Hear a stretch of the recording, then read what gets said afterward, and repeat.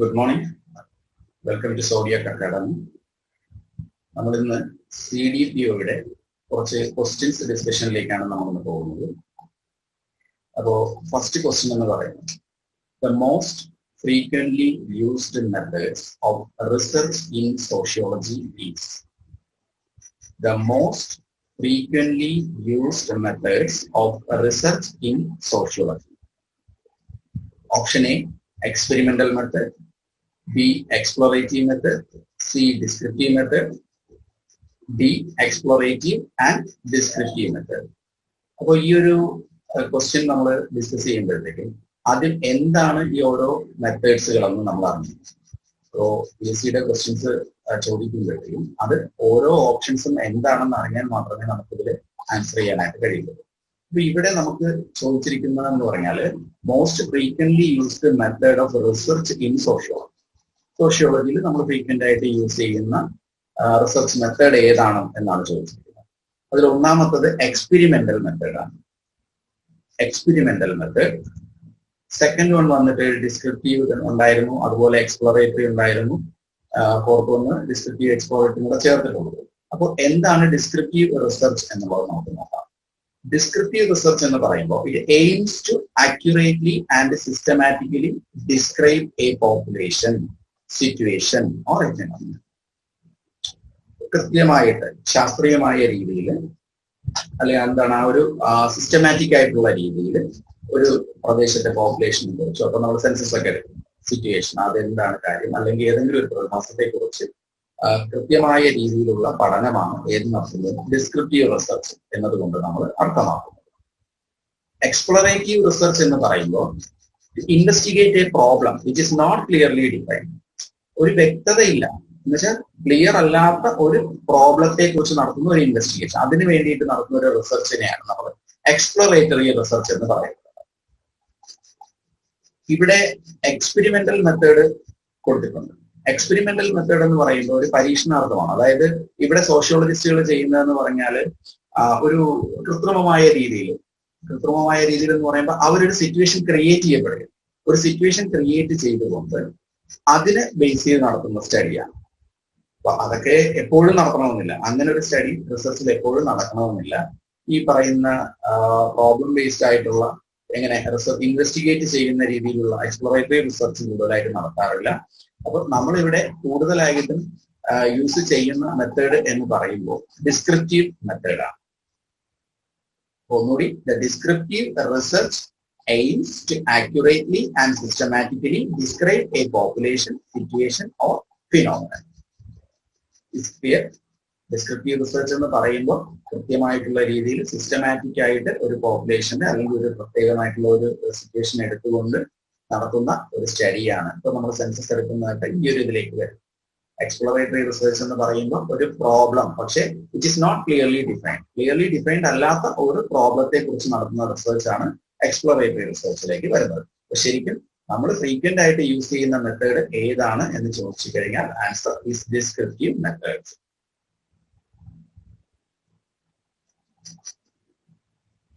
The second question, crucial feature of scientific data. Crucial feature of scientific data is its reliability, quality, quantifiability and universal applicability. ഒരു scientific ഡേറ്റയുടെ ഏറ്റവും പ്രധാനപ്പെട്ട feature എന്ന് പറയുന്നത് നമ്മളൊരു data collection നടത്തുമ്പോൾ അതിൽ ഏറ്റവും പ്രധാനമായിട്ട് നമ്മൾ ശ്രദ്ധിക്കേണ്ട ഒരു കാര്യം എന്ന് പറയുന്നത് എന്താണ്? അതിന്റെ റിലയബിലിറ്റി ആണോ, വിശ്വാസ്യതയാണോ, അതോ ആ ഒരു ഡേറ്റയുടെ ക്വാളിറ്റി ആണോ, ക്വാണ്ടിഫയബിലിറ്റി ആണോ, യൂണിവേഴ്സൽ ആപ്ലിക്കബിലിറ്റി, അതായത് യൂണിവേഴ്സൽ ആയിട്ട് അതിന് എന്ത് ചെയ്യുന്ന അപ്ലൈ ചെയ്യാൻ പറ്റുന്ന രീതിയിലുള്ളതാണോ എന്നാണ് നമ്മൾ നോക്കേണ്ടത്. അപ്പൊ ഇതിൽ ഏറ്റവും പ്രധാനമായിട്ട് നമ്മളിത് എന്താണ് എന്നറിയാം. റിലയബിലിറ്റി ഞാൻ പറഞ്ഞതിന്റെ വിശ്വാസ്യത, ക്വാളിറ്റി അറിയാം, അതിന്റെ ഗുണമേന്മ എത്രത്തോളം എന്താണ് വാല്യൂ ഉള്ളതാണ് എന്നുള്ളത് നോക്കാം. പിന്നെ യൂണിവേഴ്സൽ ആപ്ലിക്കബിലിറ്റി, യൂണിവേഴ്സലി അത് എല്ലാവരും എന്താണ് അക്സെപ്റ്റ് ചെയ്യുന്നതാണോ, അതുപോലെ തന്നെ എല്ലാവരും യൂസ് ചെയ്യുന്ന മെത്തേഡ്സ് ആണോ എന്ന് നോക്കാം. പിന്നെ ക്വാണ്ടിഫയബിൾ എന്ന് പറയുമ്പോൾ ക്വാണ്ടിറ്റി ആണ്, അതായത് അതിന്റെ നമ്പർ, അതല്ലെങ്കിൽ അതിന്റെ എമൗണ്ട്, ആ ക്വാണ്ടിറ്റി, ആ ന്യൂമറിക് വാല്യൂ ആണ് ഇവിടെ ക്വാണ്ടിഫയബിൾ എന്നുള്ള വേർഡ് കൊണ്ട് നമ്മൾ യൂസ് ചെയ്യുന്നത്. അപ്പോൾ ഇവിടെ ശരിക്കും പറഞ്ഞു കഴിഞ്ഞാൽ crucial feature of scientific data, ഒരു സയന്റിഫിക് ഡേറ്റയുടെ ഏറ്റവും ഇമ്പോർട്ടന്റ് ആയിട്ടുള്ള ഫീച്ചർ എന്ന് പറയപ്പെടുന്നത് അതിന്റെ റിലയബിലിറ്റിയാണ്, വിശ്വാസ്യതയാണ് ഏറ്റവും പ്രധാനമെന്ന് പറയുന്നത്. അപ്പോൾ അതിനു മുന്നേ ഞാൻ ഈ പറഞ്ഞ 4 കാര്യങ്ങൾ ശ്രദ്ധിക്കുക. റിലയബിലിറ്റി എന്താണ്, ക്വാളിറ്റി എന്താണ്, ക്വാണ്ടിഫയബിലിറ്റി എന്താണ്, യൂണിവേഴ്സൽ ആപ്ലിക്കബിലിറ്റി എന്താണ്. ഇതെല്ലാം ഇമ്പോർട്ടന്റ് തന്നെയാണ്. പക്ഷെ ഏറ്റവും ആപ്ലിക്കബിൾ ആയിട്ടുള്ളത് ഏതാണെന്ന് ചോദിച്ചു കഴിഞ്ഞാൽ ഏറ്റവും പ്രധാനമായിട്ടും നമ്മൾ എടുക്കുന്നത് അതിന്റെ റിലയബിലിറ്റിയാണ്.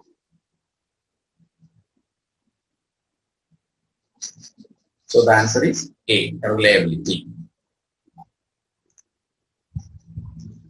Next question is, holistic approach in sociology is A. Holistic approach in sociology is A. Structural functional approach. Second one, cultural approach. Third one, evolutionary approach. Fourth one, diffusionist approach. അപ്പൊ എന്താണ് ഹോളിസ്റ്റിക് അപ്രോച്ച് എന്നുള്ളത് നമ്മൾ മനസ്സിലാക്കണം. ഇപ്പൊ holistic approach എന്നതുകൊണ്ട് നമ്മൾ മീൻ ചെയ്യുന്നത്, ഇപ്പോ നമ്മുടെ സോഷ്യോളജിയിലെ മൊത്തത്തിൽ എടുക്കുന്നത്, ഒരു സൊസൈറ്റിയിൽ എടുത്തു കഴിഞ്ഞാൽ ആ സൊസൈറ്റിയിലെ മൊത്തത്തിൽ എടുക്കുന്ന ഒരു കാര്യത്തെ കുറിച്ച് ഒരു നമുക്കിപ്പോ മെഡിക്കൽ ഫീൽഡിലേക്ക് നമ്മൾ നോക്കിക്കഴിഞ്ഞാൽ ഹോളിസ്റ്റിക് എന്ന് പറയുമ്പോൾ ആ ടേം തന്നെ ഒരു ഹ്യൂമൻ ബോഡിയെ നമുക്ക് എക്സാമ്പിൾ ആയിട്ട്, ഒരു ഹ്യൂമൻ ബോഡി എടുത്തു കഴിഞ്ഞാൽ ആ ഹ്യൂമൻ ബോഡി അതേപോലെ തന്നെ മൈൻഡ്, ഇത് രണ്ടിന്റെയും കൂടി വെൽബീയിങ് ആണ് നമ്മൾ ഹോളിസ്റ്റിക് എന്നതുകൊണ്ട് അവിടെ അർത്ഥമാക്കുന്നത്. അതല്ലാതെ ഇപ്പൊ ബോഡിയിലെ ഏതെങ്കിലും ഒരു പാർട്ട് മാത്രമായിട്ട് എടുത്തു കഴിഞ്ഞാൽ അതിന് നമുക്ക് ഒരിക്കലും ഹോളിസ്റ്റിക് അപ്രോച്ച് എന്ന് പറയാൻ പറ്റും. ക്ലിയർ ആകുന്നുണ്ടല്ലോ. അപ്പൊ സോഷ്യോളജിയിൽ എന്ന് പറയുമ്പോൾ ആ സൊസൈറ്റിയെ മൊത്തത്തിൽ നമ്മൾ എടുക്കുകയാണ് അവിടെ. അതല്ലാതെ സൊസൈറ്റിയിലെ ഓരോ പാർട്സ് മാത്രമായിട്ട് അല്ലെങ്കിൽ ഏതെങ്കിലും ഓരോ കമ്പോണന്റ് മാത്രമായിട്ട് നമ്മൾ ഒരിക്കലും ഹോളിസ്റ്റിക് അപ്രോച്ച് എന്നതുകൊണ്ട് അർത്ഥമാക്കുന്നുണ്ട്. അപ്പോൾ ഇവിടെ holistic approach in sociology is A. Option A, structural functional approach. Second one, cultural approach. Third one, evolutionary approach. Fourth one, diffusionist approach. Holistic എന്താണെന്ന് മനസ്സിലായി. ഇനി ഈ പറയുന്ന ഓരോ ടേമും എന്താണ് അർത്ഥമാക്കുന്നത് നമുക്ക് നോക്കാം. The definition of holistic is relating to the idea that things should be studied as a whole and not just as a sum of their parts. ഹെൽത്തിൽ ഞാൻ പറഞ്ഞതുപോലെ ഹോളിസ്റ്റിക് എന്ന് പറയുമ്പോൾ ഒരു എൻ്റയർ ബോഡിയുടെയും മൈൻഡിന്റെയും കൂടി കാര്യമാണ് എടുക്കുന്നത്, and not just the part of the body. ഒന്നുകൂടി, the definition of holistic is relating to the idea that things should be studied as a whole and not just as a sum of their parts. ഒരു വിഷയം എടുത്തു കഴിഞ്ഞാൽ അതിനെ പൂർണ്ണമായിട്ടും നമ്മൾ പഠന വിധേയമാക്കും. അതല്ലാതെ ഏതെങ്കിലും കുറച്ച് കാര്യങ്ങൾ മാത്രം, അതിന്റെ പാർട്സുകൾ മാത്രമായിട്ട് എടുത്തായിരിക്കില്ല നമ്മൾ പഠിക്കുന്നത്. അതിനെയാണ് നമ്മൾ ഹോളിസ്റ്റിക് എന്നതുകൊണ്ട് അർത്ഥമാക്കുന്നത്. An example of holistic in healthcare that focuses on health of entire body and mind and not just parts of the body. ഇനി എന്താണ് ഫസ്റ്റ് ഓപ്ഷൻ ആയിട്ട് നമുക്ക് അവിടെ തന്നിരിക്കുന്നത്? സ്ട്രക്ചറൽ ഫങ്ഷണൽ അപ്രോച്ച് ആണ്. ഈ സ്ട്രക്ചറൽ ഫങ്ഷണൽ അപ്രോച്ച് എന്ന് പറയുമ്പോൾ it is the holistic perspective which studies society or system as a whole and with a view to its maintenance. അപ്പൊ തന്നെ ഐഡിയ എന്താണെന്ന് മനസ്സിലായിട്ടുണ്ടാവും.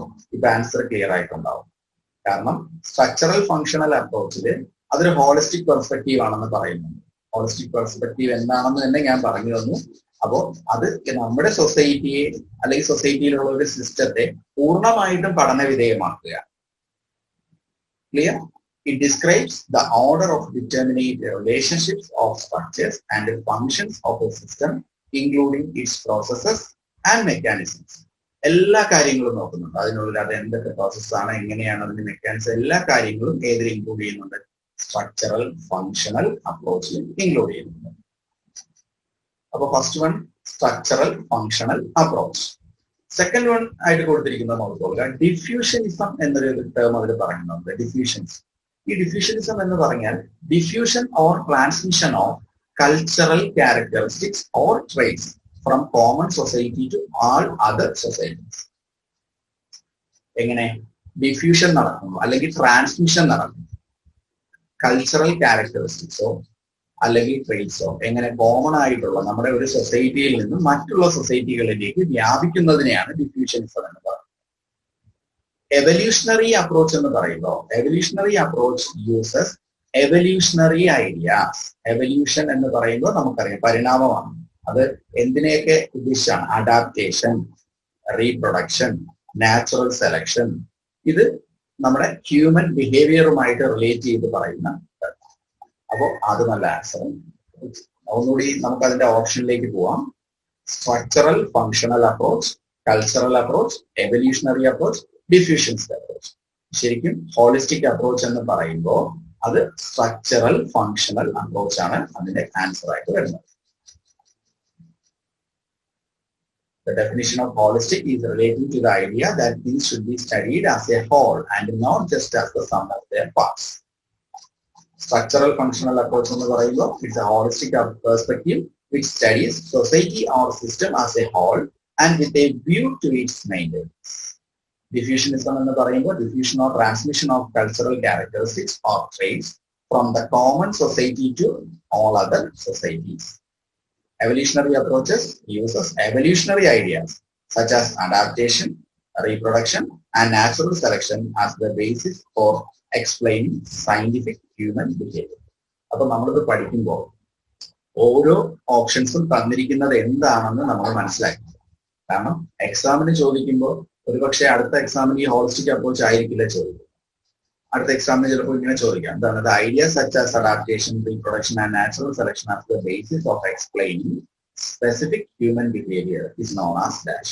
അവിടെ ഓപ്ഷൻ ഈ പറഞ്ഞ 4 അപ്പൊ എന്താണ് എവല്യൂഷണറി അപ്രോച്ച് അല്ലെങ്കിൽ ഡിഫ്യൂഷനിസം എന്താണ്, സ്ട്രക്ചറൽ ഫംഗ്ഷൻ അപ്രോച്ച് എന്താണ്, ഹോളിസ്റ്റിക് എന്ന ടേം എന്താണ് എന്നുള്ളത് മനസ്സിലാക്കിയാൽ മാത്രമേ നമുക്ക് ആൻസർ അവിടെ ചെയ്യാനായിട്ട് സാധിക്കൂ.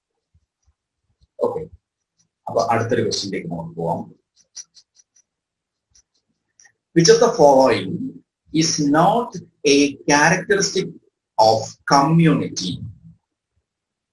Which of the following is not a characteristic of community? Community എന്ന് പറഞ്ഞാൽ എന്താണെന്ന് അറിയാം അല്ലെ? ഒരു നിശ്ചിത പ്രദേശത്ത് ജീവിക്കുന്ന ഒരു കൂട്ടം ആൾക്കാരാണ്. അപ്പൊ അവർക്ക് പൊതുവായിട്ടുള്ള ചില ഫാക്ടേഴ്സ് ഉണ്ടാകും. അതിന് ഓപ്ഷനായിട്ട് തന്നിരിക്കുന്ന ഇതാണ് എ ഡെഫിനിറ്റ് ലൊക്കാലിറ്റി. ഒരു കമ്മ്യൂണിറ്റിക്ക് ഒരു ഡെഫിനിറ്റ് ലൊക്കാലിറ്റി ഉണ്ടാവും. ഒരു പ്രദേശം എന്ന് പറയുമ്പോൾ അതിന് നിശ്ചിതമായ ലൊക്കാലിറ്റി താമസിക്കുന്ന ആൾക്കാരാണ്. Second one lightness. അവിടെ ജീവിക്കുന്ന ആൾക്കാർക്ക് പൊതുവായൊരു ബോധം ഉണ്ടായിരിക്കും, അല്ലെങ്കിൽ പൊതുവെ അവരിൽ ചില പൊതുവായിട്ടുള്ള ചില ഘടകങ്ങൾ നമുക്ക് കാണാനായിട്ട് സാധിക്കും. ലൈറ്റ്നെസ്. സി എന്ന് പറയുന്നത് ടെമ്പററി, താൽക്കാലികമാണ്. ആണോ? ഒരു കമ്മ്യൂണിറ്റി താൽക്കാലികമാണ് എന്ന് നമുക്ക് ഒരിക്കലും പറയാൻ കഴിയില്ല. And fourth one is community sentiment.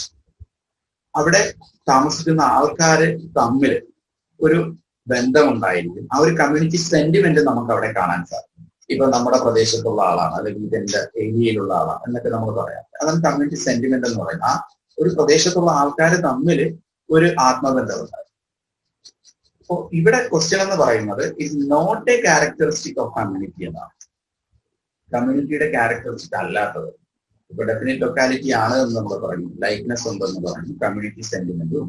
അപ്പൊ അതിന് ആൻസർ അല്ലാത്തത് ടെമ്പററിയാണ്. കാരണം താൽക്കാലികമാണോ?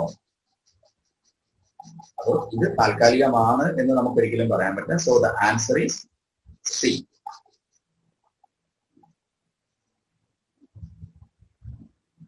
Which one of the following is the basis of the community? Which one of the following is the basis of the community?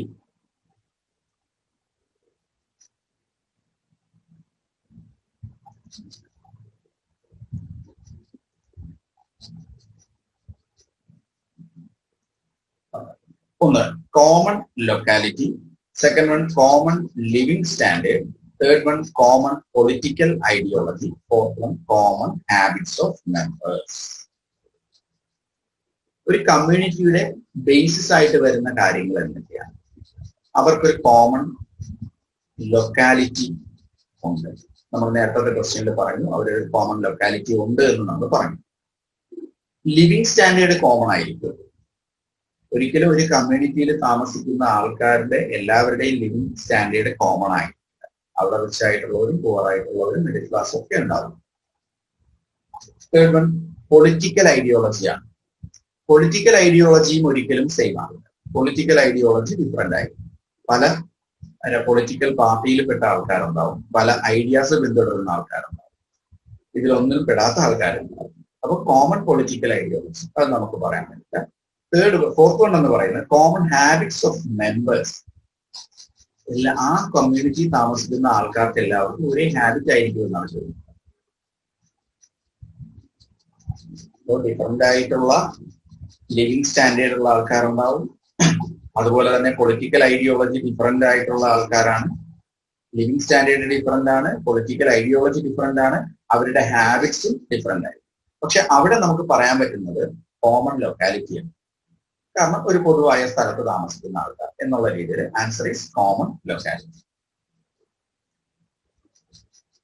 Next question. An institution represents. An institution represents human aspect, is a social condition of behavior, is human aspects as well as is a social condition of behavior, is concerned with the social life. എന്താണ് institution? Institution represent ചെയ്യുന്ന കാര്യങ്ങളാണ്. ഒന്ന് human aspect, രണ്ട് is A social condition of behaviour, is human aspect as well as is a social condition of behavior, is concerned with the social life. ഇവിടെ നമ്മൾ എന്താണ് institution എന്നുള്ളത്? Institution is a social structure in which people cooperate and which influences the behavior of people and the way they live. Institutions are permanent, which means that they do not end when one people is gone. An institution has the rules and can enforce rules of human behavior. അപ്പൊ ഇവിടെ institution എന്ന് പറയുമ്പോൾ ജനങ്ങൾ ഒരു സഹകരണത്തോടു കൂടി കഴിയുന്ന ഒരു സ്ഥലം. ഇപ്പൊ നമുക്ക് എക്സാമ്പിൾ നമ്മുടെ ഫാമിലി പറയാം. മാരേജ് ഒരു ഇൻസ്റ്റിറ്റ്യൂഷനാണ്, റിലീജിയൻ ഒരു ഇൻസ്റ്റിറ്റ്യൂഷനാണ്. ഇൻസ്റ്റിറ്റ്യൂഷൻ എന്ന് പറയുമ്പോൾ it's a social structure in which people cooperate. ജനങ്ങൾ തമ്മിലൊരു സഹകരണമുണ്ട്. അവരുടെ ജനങ്ങളുടെ ബിഹേവിയർ അല്ലെങ്കിൽ അതിലുള്ള മെമ്പേഴ്സിന്റെ ബിഹേവിയർ അവിടെ എന്ത് ചെയ്യാറുണ്ട്? ഇൻഫ്ലുവൻസ് ചെയ്യാറുണ്ട്.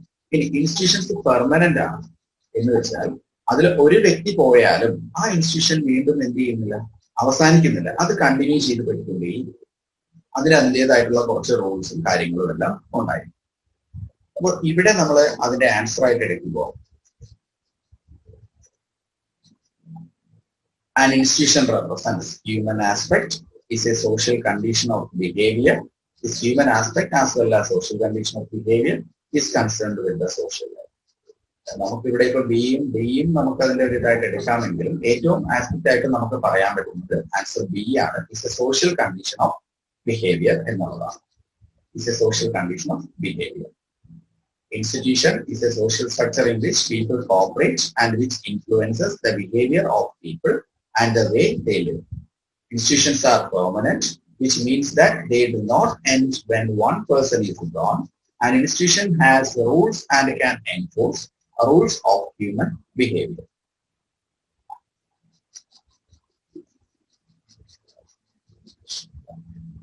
Next question.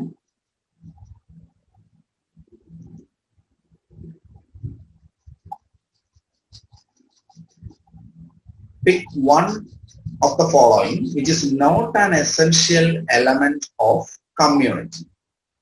Pick up one of the following which is not an essential element of community. കമ്മ്യൂണിറ്റിയുടെ എലമെന്റ് അല്ലാത്തത് ഏതാണ് എന്നുള്ളതാണ് ക്വസ്റ്റ്യൻ. നിങ്ങൾക്ക് അറിയായിരിക്കാം ക്വസ്റ്റ്യൻ എ എന്ന് പറയുന്നത് കമ്മ്യൂണിറ്റി സെന്റിമെന്റ്സ്. നമ്മൾ നേരത്തെ പറഞ്ഞു കമ്മ്യൂണിറ്റി സെന്റിമെന്റ്സ് എന്താണ് എന്നുള്ളത് നമ്മൾ നേരത്തെ പറഞ്ഞു. കമ്മ്യൂണിറ്റി സെന്റിമെന്റ്സ് ഉണ്ടായിരിക്കും. ഇവിടെ ചോദിച്ചിരിക്കുന്നത് കമ്മ്യൂണിറ്റിയുടെ എലമെന്റ് അല്ലാത്തത് ഏത് എന്നാണ്. First one community sentiment. Second one എന്ന് പറയുമ്പോൾ ലൊക്കാലിറ്റി, അവർക്കൊരു കോമൺ ലൊക്കാലിറ്റി ഉണ്ട് എന്ന് നമ്മൾ പറഞ്ഞു. തേർഡ് വൺ ഇൻഡിവിജ്വൽ ഇൻട്രസ്റ്റ്, വ്യക്തിപരമായ താല്പര്യങ്ങൾ. Fourth one common way of life, ഏകദേശം ഒരു ലൊക്കാലിറ്റി താമസിക്കുന്ന ആൾക്കാർക്ക് ഒരു വേ ഓഫ് ലൈഫ് കോമൺ ആയിരിക്കും. അവരുടെ സോഷ്യൽ സ്റ്റാറ്റസിൽ വ്യത്യസ്തതയുണ്ടാകാം, അല്ലെങ്കിൽ അവരുടെ എക്കണോമിക് സ്റ്റാറ്റസിൽ വ്യത്യസ്തതയുണ്ടാകാം, പൊളിറ്റിക്കൽ ഐഡിയോളജിയിൽ ഡിഫറൻസസ് ഉണ്ടാകാം. ബട്ട് ഇവിടെ നമുക്ക് എടുത്ത് പറയാൻ പറ്റുന്ന ഒരു കാര്യം, not an essential element of community എന്നാണ്. കമ്മ്യൂണിറ്റിയുടെ എസെൻഷ്യൽ ആയിട്ടുള്ള ഒരു എലമെന്റ് അല്ലാത്തത് ഏത് എന്ന് ചോദിക്കുമ്പോൾ നമുക്കിവിടെ ഓപ്ഷൻ ആയിട്ട് നമുക്ക് എടുക്കാൻ പറ്റുന്നത് ഇൻഡിവിജ്വൽ ഇൻട്രസ്റ്റ് ആണ്. കാരണം വ്യക്തി താല്പര്യങ്ങളാണ്. കമ്മ്യൂണിറ്റിയിൽ വ്യക്തി താല്പര്യങ്ങളെക്കാൾ ആ ഗ്രൂപ്പിനാണ് ഇമ്പോർട്ടൻസ് നമ്മൾ കൊടുക്കുന്നത്. So answer is C. Next question. Interaction of cultural complexes helps in determining. Interaction of cultural complexes helps in determining cultural disorganization, cultural pattern, cultural lag, nothing of the culture. Interaction of cultural complexes helps in determining cultural disorganization, cultural pattern, cultural lag, nothing of the culture. അപ്പൊ ഇതിലേക്ക് ഈ ഒരു ക്വസ്റ്റ്യനിലേക്ക് വരുന്നതിന് മുമ്പ് എന്താണ് ഈ options എന്നുള്ളത് നമുക്ക് നോക്കിയിട്ട് തിരിച്ച് ചെയ്തതിലേക്ക് വരാം. ഫസ്റ്റ് ഒന്ന് കൾച്ചറൽ ലാഗ് നമുക്ക് നോക്കാം. If people fail to adjust to the rapid environmental and technological changes, it will cause a lag or a gap between the cultures. If people fail to adjust to the rapid environmental and technological changes, പെട്ടെന്നുണ്ടാകുന്ന എൻവയോൺമെന്റൽ ആയിട്ടുണ്ടാകുന്ന changes ആകാം, അതല്ലെങ്കിൽ technologically ഉണ്ടാകുന്ന changes ആകാം. അതുമായിട്ട് ജനങ്ങൾക്ക് എന്ത് ചെയ്യാൻ പറ്റില്ല, പെട്ടെന്ന് അഡ്ജസ്റ്റ് ചെയ്യാൻ കഴിയാതെ വരുമ്പോൾ അതൊരു ലാഗ് ഉണ്ടാക്കും, അല്ലെങ്കിൽ ഒരു ഗ്യാപ്പ് ഉണ്ടാക്കും. എങ്ങനെ? കൾച്ചേഴ്സ് കാണും. നമുക്കറിയാം, പണ്ടുള്ള അവസ്ഥയിൽ നിന്ന് പെട്ടെന്നൊരു പുതിയൊരു ചേഞ്ചസിലേക്ക് നമ്മൾ വന്നപ്പോൾ നമ്മുടെ എന്താണ് പുതിയ മൊബൈൽ ഫോൺസും അല്ലെങ്കിൽ കാണാൻ പറ്റുന്ന രീതിയിൽ, കണ്ട് സംസാരിക്കാൻ പറ്റുന്ന രീതിയിലുള്ള പുതിയ സാങ്കേതിക വിദ്യകൾ നിലവിൽ വന്നപ്പോൾ, അല്ലെങ്കിൽ നമ്മുടെ പുതിയ ഒരു ജനറേഷൻ ഉപയോഗിക്കുന്ന പല കാര്യങ്ങളും ആ പഴയ ആ ഒരു ജനറേഷനിൽ പലർക്കും അത് അക്സെപ്റ്റ് ചെയ്യാൻ കഴിയാത്തൊരു സിറ്റുവേഷൻ ഉണ്ടായിരുന്നു. ഇനിയിപ്പോ ഇതുമല്ല, ഇനി അടുത്തൊരു ജനറേഷൻ വരുമ്പോൾ നമ്മൾ ഇന്ന് ഉപയോഗിക്കുന്ന പല കാര്യങ്ങളും, നമ്മൾ ഇന്നത്തെ ഈ ഒരു കൾച്ചർ അല്ലെങ്കിൽ ഈ ഒരു സാമൂഹിക വ്യവസ്ഥയുമായിട്ട് മുന്നോട്ട് പോകുമ്പോൾ പുതിയതായിട്ട് വരുന്ന ആ ഒരു ചേഞ്ചസിനെ അക്സെപ്റ്റ് ചെയ്യാൻ കഴിയും. ഒരു ഗ്യാപ്പ് തമ്മിലുണ്ടാകും. ഈ രണ്ട് കൾച്ചറും തമ്മിലൊരു ഗ്യാപ്പ് ഉണ്ടാകും. ഈ രണ്ട് ജനറേഷന് തമ്മിലൊരു ഗ്യാപ്പ് ഉണ്ടാകും. അതിനെയാണ് നമ്മളിവിടെ കൾച്ചറൽ ലാഗ് എന്നുള്ളത് ഉദ്ദേശിക്കുന്നത്. If people fail to adjust to the rapid environmental and technological changes, it will cause a lag or a gap between the cultures. Next one എന്ന് പറയുമ്പോൾ cultural patterns ആണ്. Cultural patterns എന്ന് പറയുമ്പോൾ they are shared beliefs, values, norms and social practices that are stable over time and that led to roughly similar behaviors of similar situations. Cultural patterns എന്ന് പറയുമ്പോൾ എന്താണ്? Shared ആയിട്ടുള്ള കാര്യങ്ങളാണ്. നമ്മൾ പങ്കുവയ്ക്കപ്പെടും. നമ്മുടെ വിശ്വാസങ്ങളാവാം, നമ്മുടെ മൂല്യങ്ങളാവാം, മാനദണ്ഡങ്ങളാവാം, അല്ലെങ്കിൽ എന്തെങ്കിലും എന്താണ് ഇപ്പൊ ഫാമിലിയിൽ തന്നെ ചില കാര്യങ്ങൾ നമ്മൾ പലപ്പോഴും നമ്മുടെ മാത്രം ചില ഫാമിലീസ് കൊണ്ടുപോകുന്ന കുറെ പ്രാക്ടീസസ്, അത് പലപ്പോഴും അല്ലെങ്കിൽ സോഷ്യൽ പ്രാക്ടീസസ് ആണ്. അത് ഒരു സൊസൈറ്റിയിൽ നിന്ന് സൊസൈറ്റിയുടെ ഉള്ളിൽ തന്നെ ഒരു ജനറേഷനിൽ നിന്ന് അടുത്ത ജനറേഷനിലേക്ക് നമ്മൾ അത് എന്ത് ചെയ്ത് കൊടുക്കുന്നുണ്ട്? പകർന്നു കൊടുക്കുന്നുണ്ട്. അത് എന്ത് ചെയ്യുന്നുണ്ട്? ഇതിനെയാണ് നമ്മൾ കൾച്ചറൽ പാറ്റേൺസ് എന്നതുകൊണ്ട് അർത്ഥമാണ്. ഓക്കെ, എന്താണ് ലാഗ് എന്ന് മനസ്സിലായി, എന്താണ് കൾച്ചറൽ പാറ്റേൺ എന്ന് മനസ്സിലായി. നമ്മൾ ആ ക്വസ്റ്റ്യനിലേക്ക് പോകും. അതുപോലെ ഇന്ററാക്ഷൻ, ഇതിലിപ്പോ നമ്മൾ പറയാത്ത ഒരു കാര്യം എന്ന് പറയുന്നത് കൾച്ചറൽ ഡിസോർഗനൈസേഷൻ. ആൻസർ എന്ന് പറയുന്നത് കൾച്ചറൽ ഡിസോർഗനൈസേഷൻ ആണ്. കൾച്ചറൽ ഡിസോർഗനൈസേഷൻ ആണ് ഇന്ററാക്ഷൻ ഓഫ് കൾച്ചറൽ കോംപ്ലക്സസ്. ഈ നമ്മളെ കൾച്ചറൽ ഡിസോർഗനൈസേഷൻ ഡിറ്റർമിൻ ചെയ്യുന്നതിന് വേണ്ടിയിട്ട് കൾച്ചറൽ കോംപ്ലക്സസ് തമ്മിലുള്ള ഇന്ററാക്ഷൻ അത്യാവശ്യമാണ്. So the answer is A, cultural disorganisation.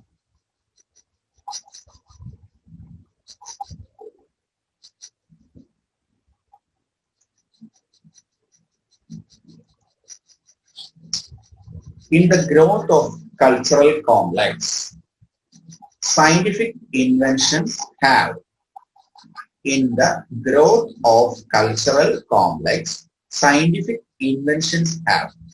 Cultural കോംപ്ലക്സിന്റെ വളർച്ചയ്ക്ക് നമ്മുടെ ശാസ്ത്രീയമായ കണ്ടുപിടുത്തങ്ങൾക്ക് ഓപ്ഷൻസ് ഇതാണ്: great role to play, only marginal role to play, no role to play, contradictory role to play.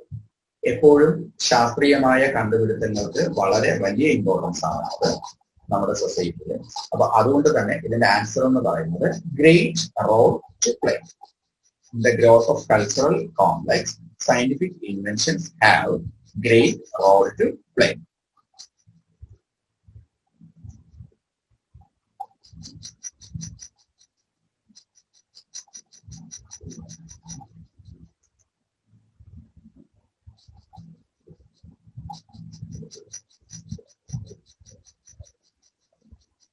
Tenth question. Members of a crowd come together to achieve. Members of a crowd come together to achieve. എന്താണ് crowd? A crowd is a large number of people who gather together with a common short-term or long-term purpose. Crowd എന്ന് പറയുമ്പോൾ a large number of people who gather together with a common short-term or long-term purpose. ഒരു താൽക്കാലിക, അതായത് ഒരു short ടേമിനായിട്ടോ അല്ലെങ്കിൽ ഒരു long term പർപ്പസിന് വേണ്ടിയിട്ടോ ഒത്തുകൂടുന്ന ഒരു കൂട്ടം ആൾക്കാരെയാണ് നമ്മൾ അവിടെ ക്രൗഡ് എന്ന് പറയുന്നത്. അപ്പൊ അതിന് ഓപ്ഷൻസ് ആയിട്ട് നമ്മൾ കൊടുത്തിരിക്കുന്ന കാര്യം: question, members of a crowd come together to achieve temporary but common purpose, common and lasting purpose, durable purpose with foresight, neither common nor durable purpose. Members of a crowd come together to achieve temporary but common purpose. താൽക്കാലികമാണ് പക്ഷെ common ആയിട്ടുള്ള ഒരു ആവശ്യം നേടിയെടുക്കുന്നതാണ്. Common and lasting purpose, durable purpose with foresight, neither common nor durable purpose. ഇവിടെ answer A ആണ്, temporary but common purpose. Members of a crowd come together to achieve temporary but common purpose, common and lasting purpose, durable purpose with foresight, neither common nor durable purpose. Answer is A.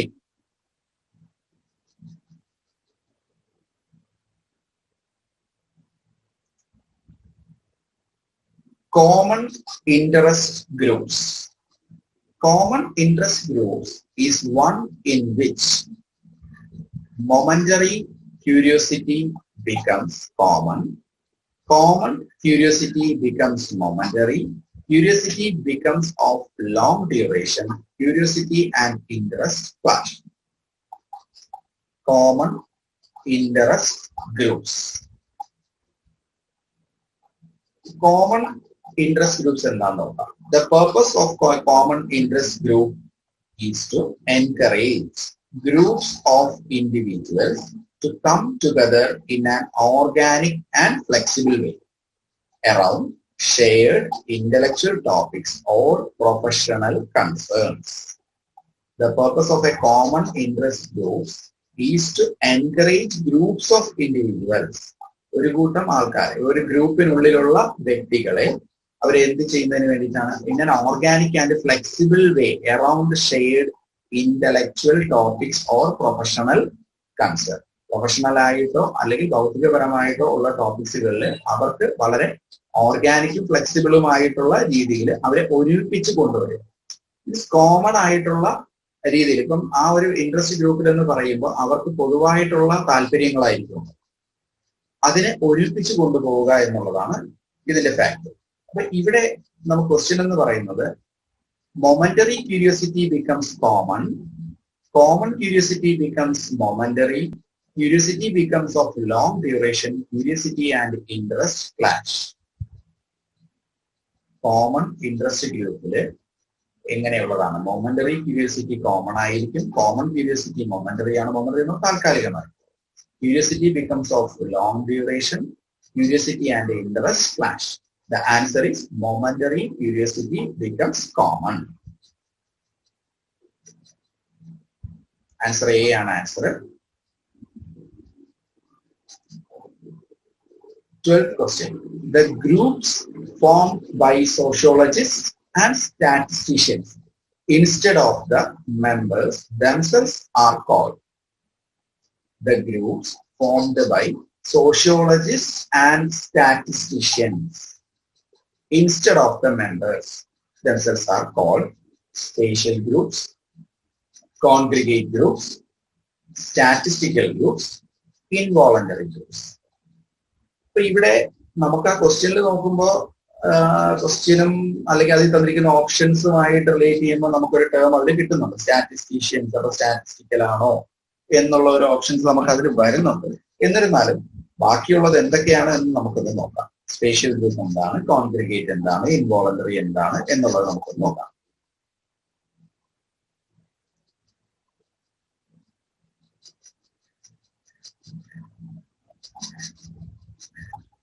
Statistical groups which are significant insofar as these are useful for purpose of investigation into some social phenomena.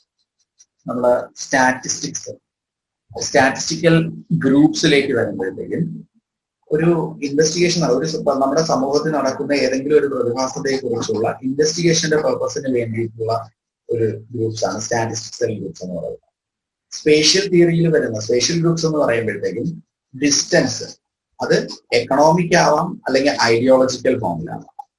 സാമ്പത്തികമായ കാര്യങ്ങൾ വരുന്നത് spatial ഗ്രൂപ്പിന്റെ ഇതിലാണ്, spatial തിയറിയാണ്. Congregate എന്ന് പറയുമ്പോൾ to come together into a group, crowd or assembly. അപ്പൊ നമുക്കറിയാം, ഒരു ഓഡിറ്റോറിയത്തിൽ കുട്ടികൾ എല്ലാവരും കൂടി ഒരുമിച്ച് കൂടുന്നു അസംബ്ലിക്ക് വേണ്ടിയിട്ട്, മറ്റെന്തെങ്കിലും കാര്യങ്ങൾക്ക് വേണ്ടിയിട്ട് കുട്ടികൾ ഒത്തുകൂടുകയാണ്. അത് നമുക്ക് കോൺഗ്രിഗേറ്റ് എന്നുള്ളത് അർത്ഥമാക്കാം. ഇൻവോളണ്ടറി ഗ്രൂപ്പ് എന്ന് പറഞ്ഞു കഴിഞ്ഞാൽ നമുക്ക് താല്പര്യമില്ലാതെ, നമുക്ക് ചോയ്സ് ഇല്ല, നമുക്ക് അവിടെ ഒരു വേറെ ചോയ്സ് ഇല്ലാത്തത് കൊണ്ട് നമ്മൾ അവിടെ ഒത്തുകൂടും. A collection of individuals who work together because they have no choice. വേറൊരു ചോയ്സ് ഇല്ലാത്തത് കൊണ്ട് നിർബന്ധപൂർവ്വം അവരവിടെ ഒത്തുകൂടുകയാണ്. അപ്പൊ അവരെ കൺട്രോൾ ചെയ്യുന്നത് ടോപ്പിൽ നിൽക്കുന്ന ആരെങ്കിലും ആയിരിക്കും. ടോപ്പിൽ നിൽക്കുന്ന ആരാണോ ആ വ്യക്തികളായിരിക്കും അവരെ കൺട്രോൾ ചെയ്യുന്നത്. കാരണം ദേ ഹാവ് നോ ചോയ്സ്. അതാണ് ഇൻവോളണ്ടറി ഗ്രൂപ്പ് എന്ന് പറയുന്നത്. Statistical groups which have significant insofar as these are useful for the purposes of investigation into some social phenomenon. Spatial is built on the concept of distance. ഈ distance എന്ന് പറയുമ്പോൾ എങ്ങനെയാവാം, economic ആവാം അല്ലെങ്കിൽ ideological form ആവാം. ആ ഡിസ്റ്റൻസിനെ കുറിച്ചുള്ള ആ ഒരു കൺസെപ്റ്റ് ആണ് ഏതിൽ വരുന്നത്, സ്പേഷ്യൽ എന്നുള്ള ടേമിൽ വരുന്നത്. കോൺഗ്രിഗേറ്റ് എന്ന് പറയുമ്പോൾ നേരത്തെ പറഞ്ഞു, ഒരു സ്കൂളിലാവാം അല്ലെങ്കിൽ കോളേജിലാവാം, കുട്ടികൾ ഒരു ഓഡിറ്റോറിയത്തിൽ ഒത്തുകൂടും ഒരു അസംബ്ലിക്ക് വേണ്ടിയിട്ടാകാം അല്ലെങ്കിൽ മറ്റെന്തെങ്കിലും കാര്യങ്ങൾ. അവരൊരു ഗ്രൂപ്പായിട്ടോ അല്ലെങ്കിൽ ക്രൗഡായിട്ടോ അവർ ഫോം ചെയ്യും. അതിനെയാണ് നമ്മൾ കോൺഗ്രിഗേറ്റ് എന്നുള്ളത് അർത്ഥമാക്കുന്നത്. ഇൻവോളണ്ടറി എന്ന് പറയുമ്പോൾ it's a collection of individuals who work together because they have no choice. മറ്റു ഓപ്ഷൻ ഒന്നും ഇല്ലാത്തതുകൊണ്ട്, മറ്റു ചോയ്സ് ഒന്നും ഇല്ലാത്തത് കൊണ്ട് അവർ ഒത്തുകൂടുന്ന ആ ഒരു ഗ്രൂപ്പിനെയാണ് നമ്മൾ ഇൻവോളണ്ടറി ഗ്രൂപ്പ് എന്നതുകൊണ്ട് അർത്ഥം. സോ ഇവിടെ നമ്മുടെ ക്വസ്റ്റ്യൻ ഇതായിരുന്നു. The groups formed by sociologists and statisticians instead of members themselves are called. Answer is statistical groups. ഞാൻ ആദ്യമേ പറഞ്ഞു, നമ്മുടെ ഇവിടെ ഒരു ടേം നമ്മൾ കിട്ടി, സ്റ്റാറ്റിസ്റ്റിക്സ് എന്നുള്ള ഒരു ടേം നമ്മൾ കിട്ടിയിട്ടുണ്ട്. അപ്പൊ അത് ഓപ്ഷനായിട്ട് നോക്കാം. പക്ഷേ എന്നിരുന്നാൽ പോലും പലപ്പോഴും നമ്മൾ ആ ഓപ്ഷൻസ് ഓരോന്നും എന്താണെന്ന് വ്യക്തമായി നോക്കിയതിനു ശേഷം മാത്രമേ ആൻസർ ചെയ്യാവൂ. So answer is C. 13th question. Which one of the following is true of caste system?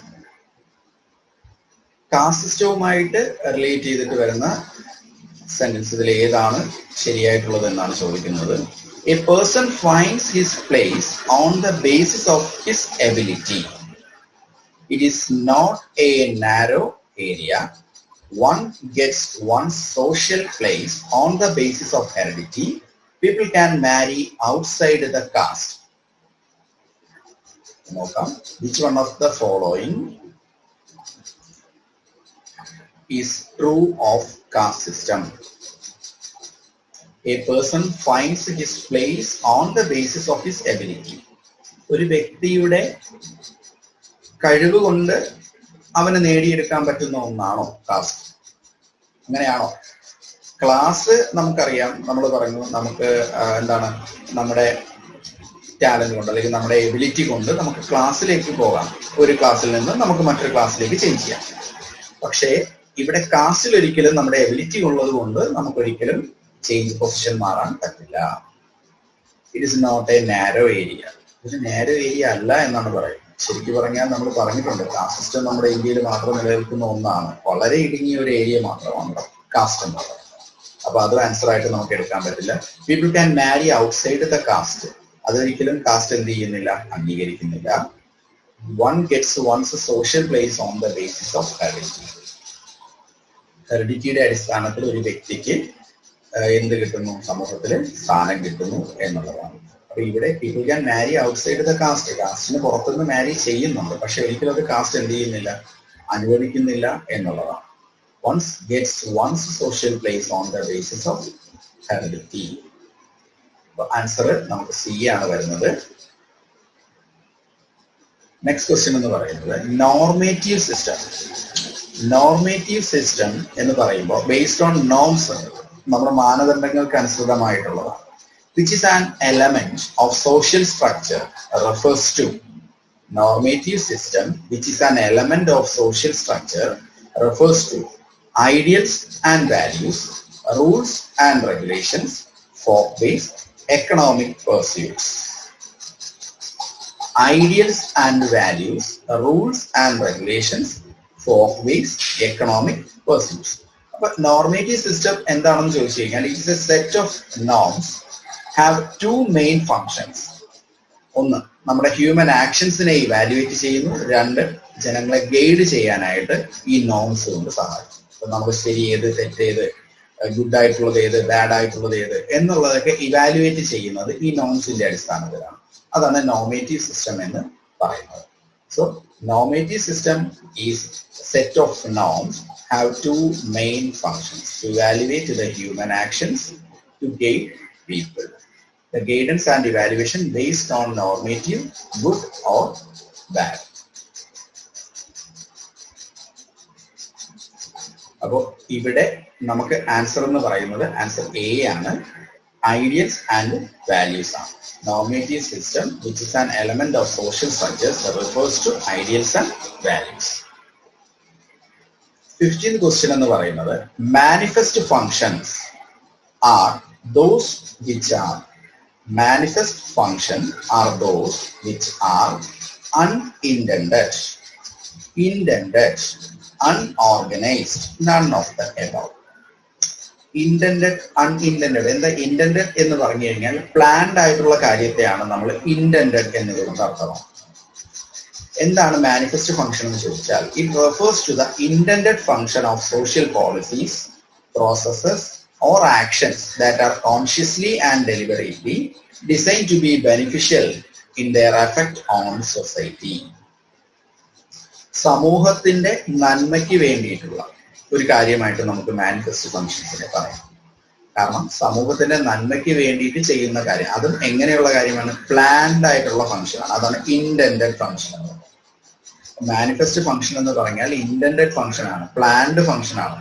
ഇപ്പോ നമുക്കറിയാം അഗ്രികൾച്ചർ എല്ലാം എന്ത് ചെയ്തിരിക്കുന്ന സമയത്ത് അല്ലെങ്കിൽ മറ്റെന്തെങ്കിലും ഒരു ആവശ്യത്തിന് വേണ്ടിയിട്ട് ഒരു ആർട്ടിഫിഷ്യൽ റെയിൻ ഉണ്ടാക്കുക, കൃത്രിമമായിട്ടൊരു മഴ പെയ്യുന്നത്. അപ്പൊ ഈ കൃത്രിമമായിട്ടൊരു മഴ പെയ്യുമ്പോൾ അത് ഒരു പ്രദേശത്ത് താമസിക്കുന്ന ആൾക്കാർ ഇപ്പോ എന്തിനു വേണ്ടിയിട്ടായിരിക്കാം, നമുക്കറിയാം ഒരു ഫിലിം ഷൂട്ടിങ്ങിന് വേണ്ടിയിട്ടായിരിക്കാം. അപ്പൊ കൃത്രിമമായി മഴ പെയ്യും, അവിടെ അത് യൂസ്ഫുൾ ആണ്.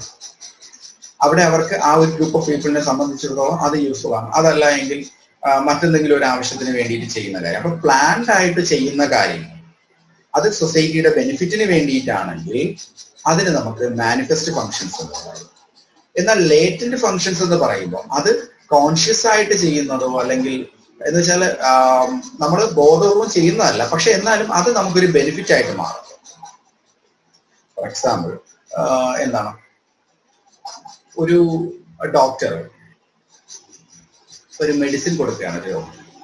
ഇപ്പൊ തന്നെ നമുക്ക് ഇന്നിപ്പം നടക്കുന്നു, ഇപ്പൊ കൊറോണയുടെ ഒരു കാര്യം തന്നെ ഒരു എക്സ്പെരിമെന്റ് നടത്തുന്നത് പോലെ ഒരു ഡോക്ടറിന് അത്, എന്നാൽ അത് ബോധപൂർവം അല്ല, അത് ശരിയാകുമോ തെറ്റാകുമോ എന്നറിയില്ല. അയാൾക്ക് എങ്ങനെയോ ആക്സിഡന്റലി ഒരു മെഡിസിൻ മാറിക്കൊടുക്കുമെന്ന് കരുതുക.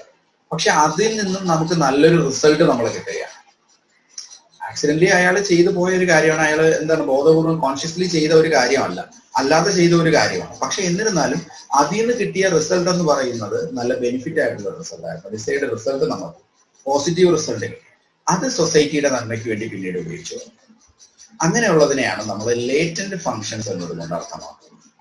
അപ്പോൾ ഇവിടെ manifest functions are those which are unintended, intended, unorganized, none of them. The answer is B. Intended function ആണ്. Manifest function എന്ന് പറയുമ്പോൾ പ്ലാൻഡ് ആയിട്ടുള്ള ഫംഗ്ഷൻ ആണ്, അതിനെയാണ് നമ്മൾ intended function എന്ന് പറയുന്നത്.